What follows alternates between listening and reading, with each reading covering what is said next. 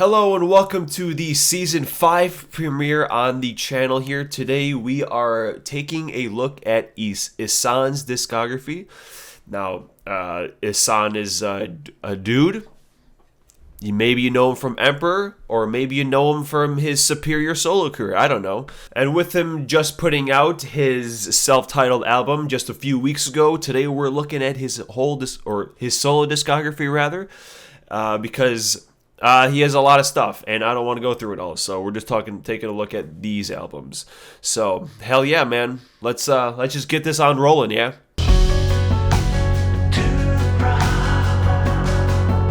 So a few of these albums have a couple crazy names, so we're just going to call them by their English translation. Up first is going to be Breaking Souls in last place, and it's quite unfortunate because honestly, the first 4 tracks I thought were pretty kick-ass. You know, like Regen I thought was cool. I really liked the clean intro with the big chords.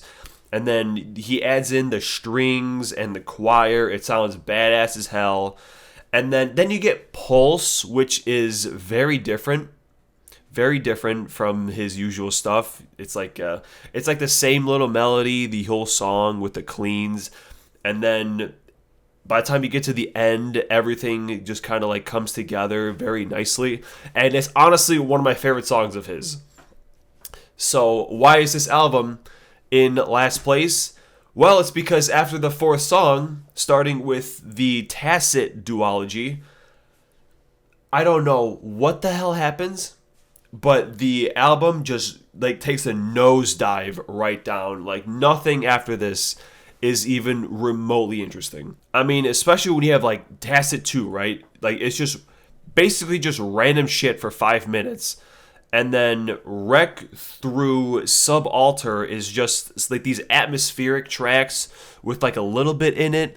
And then the closing track C is just more nonsense. So like, yeah, I don't know what the hell he was smoking during the making of this. But he obviously went on drugs after the first 4 tracks and just started puking out whatever the hell else the rest of this album is. So yeah, definitely a big skip, except those first couple songs. But and up next we have the first of his couple EPs, Telemark, and really the only thing holding this thing back is it's like 15 minutes. Like the opening track is pretty sweet. It actually kind of sounds like a descent into madness with the ominous lead and the snare rolls. I feel like I'm going insane. But then, you know, it comes in and it just kind of kicks your ass instead. And then the other 2 songs are decent, you know. And then the covers I don't care for because they're just covers, whatever. They don't add or subtract anything. They're just there. And then yeah, really, it's only just above Breaking Souls because it's at least a stronger product, I think, because like I said, the ending half of that album is fucking bad. But so yeah, then you got this EP, short, sweet, maybe a little too short to compare to everything else, but solid stuff.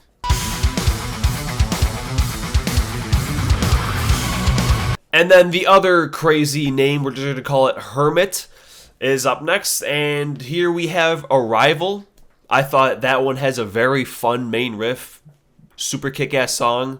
You know, the album opens with a bang, but unfortunately that is the only bang on this album because everything else, much like Breaking Souls down there, is just kind of a mess. Like, especially when you get to The Grave and it's just kind of a bunch of stuff happening with like the sax and the drums.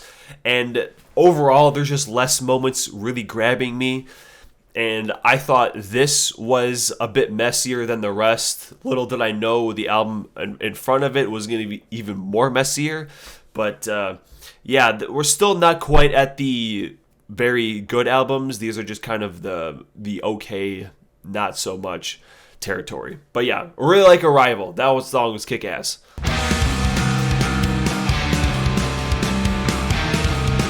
And we're going to have the newest album, the self-titled, up next. And this one is definitely a lot heavier than most of his solo work. And the clean stuff is very minimal, which we'll get to the next one in a second, but I actually kind of like his clean stuff more. All right, I don't know if that's controversial or not, but I think the man's got a great clean singing voice, and he just writes really well. Like I said, Pulse earlier, and we'll talk about a song afterwards. But yeah, and so this one is not gonna be one I go to all that often, just because it's super heavy, and obviously I like heavy, but not as much as the other stuff. And then you have the orchestral elements, which are also pretty cool. And honestly, I think someone should make, or maybe he should make the definitive version where he combines the orchestral and the normal version together to make this S&I kind of album. I think that would be really cool. But yeah, there's not even any particular songs that I'm gravitating towards. It's just kind of okay. I thought it was fine. But yeah, I'm not losing my mind over any song on this album, unfortunately. And up next, we have the next EP with Pharaohs and Spectre of the Feast. Spectre of the Feast is probably my favorite song of his. Not gonna lie. I fucking love it. That and Pulse, two of my absolute favorite songs, and they're like the cleanest things he's ever done, probably. So, yeah, I don't know. The other two songs are fine. The covers, I don't care. It's only here because of Spectre of the Feast. Fucking kick-ass song.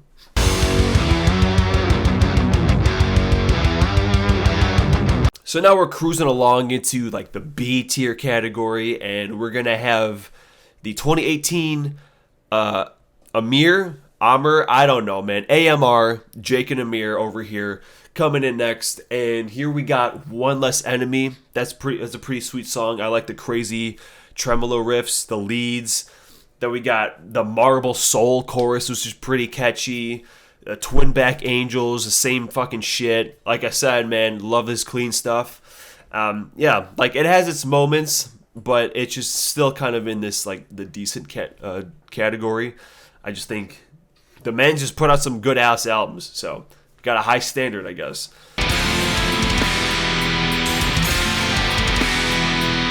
And now we have the only album that I do not own, Angel, and this is his second album, and really the main standout here is Unhealer. You got him and Michael Ackerfeld from Opeth, like trading vocals, and like, the going back and forth between like their harsh growling vocals, and like the beginning is also great.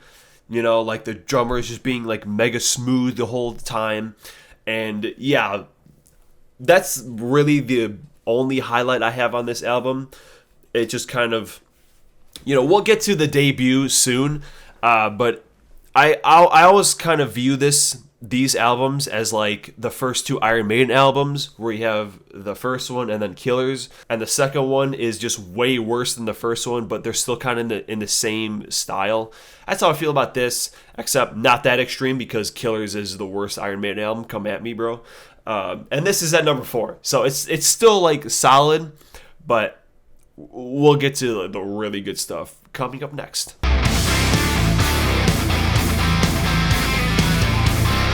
Alright, now we're in like A tier, bordering S tier. Alright, these top 3 albums are good ass shit. Coming up first, we have Arctis. And yeah, man, holy shit. Okay, we're going to start off with South Winds, because this is a very interesting song. Because part of me is like, wow, this is terrible. But it's also cool at the same time, so it's very unique.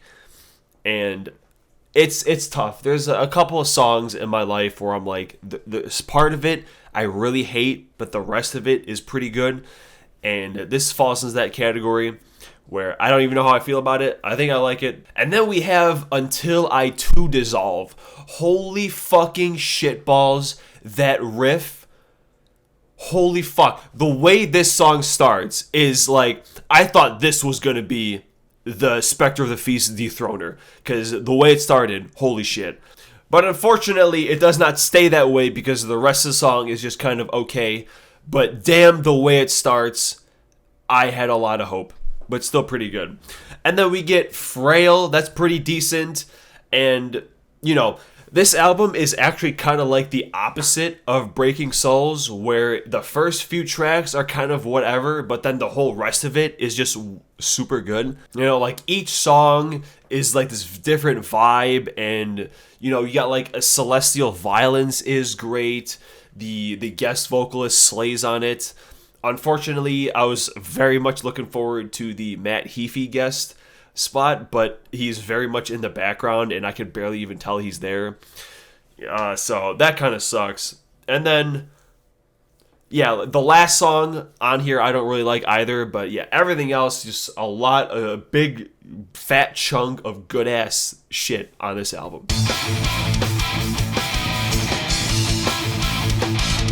And the silver medal goes to his debut, The Adversary, and this is the way you start a solo career. Holy shit. Called by the Fire was always one of my favorite songs because it's got that mad catchy chorus. The riff in the middle of Aster a Ton was fucking sick. Ending of Homecoming, Citizen's pretty brutal. Though, honestly, every single song has something great in it. You know, there was not one single bad song. And He Shall Walk in Empty Places got some pretty chunky ass riffs too. Like I said, every single song, every goddamn Mishu. My dog is licking the bass guitar. Sorry. Yeah, every single song kicks a lot of ass. Easily the worst part of this album is the production. It kind of sounds bad, but you know, I can't fault it because it's, you know, it's your first thing. I mean, he had Emperor before, but you know, first albums aren't always going to sound super great, and it's unfortunately this one doesn't sound super great. But yeah, like I was compiling a list of all my favorite like Ihsahn songs into a playlist, and I can stick every single one of the whole album. I can stick on this fucking playlist because it's just really damn good, really good. But obviously, we have our number one to talk about still, and yeah, that's pretty much going to be the exact same story.